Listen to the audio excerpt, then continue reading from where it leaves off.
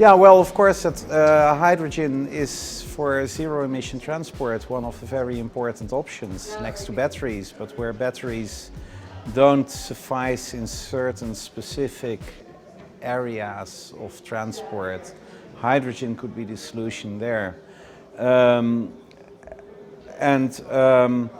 me, very important is that if we want to have hydrogen in transport, we'll need an underlying energy infrastructure to provide the hydrogen to the refueling stations.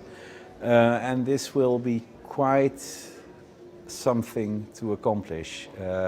Although I've heard last week that along, for example, the TEN-T corridors in Europe, underlying there's already quite an extensive gas network. So maybe my worries are not necessary and things will be solved. But this is one of the points I'll be making tomorrow. If we want hydrogen in transport, one, we need an obligatory rollout of hydrogen refueling infrastructure in Europe, and we'll need an underlying energy infrastructure.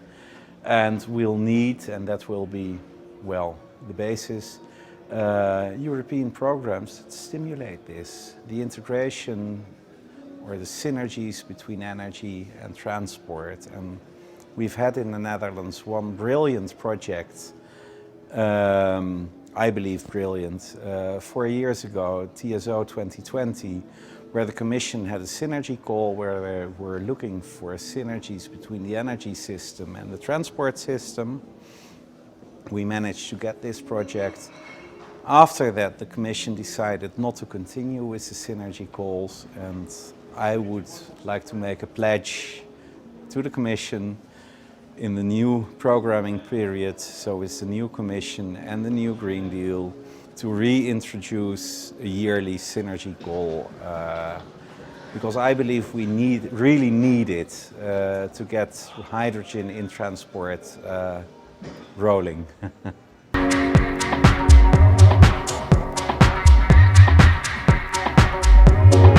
Well, the first exciting change is that 3 years ago we saw hydrogen as a good option for zero-emission transport, and look what's happening now. Everybody's talking about hydrogen, not only in transport, but in all sectors, from the energy sectors to the industry, chemical industry, housing we heard today. So I think that's an incredible change with respect to 4 or 5 years ago. Same has been happening in the Netherlands. What I've seen is that everything that we foresaw 4 years ago, some hydrogen-related things happening in the far future, all these things we foresaw for the far future are happening now. And that's incredibly exciting, and I believe that everything that we are talking about today for 2030, 2050, I hope and expect that this will all be happening much earlier than that. And you see the projects that have been presented, the IPCEI projects that Mr. Weinberger from the Commission was talking about. These are all going to really speed up, I believe, the developments that we've been seeing now.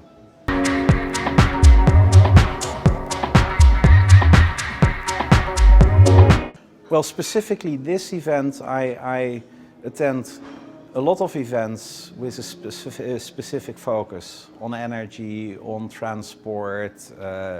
Well, housing is not my game, so that's I've skipped. The importance here is, I believe, that you get all these sectors together, and it's also an international exchange. So it's not only the Netherlands, it's not Europe, but it's the whole world that comes together. And I believe the presentation about hydrogen in Africa was very exemplary for this.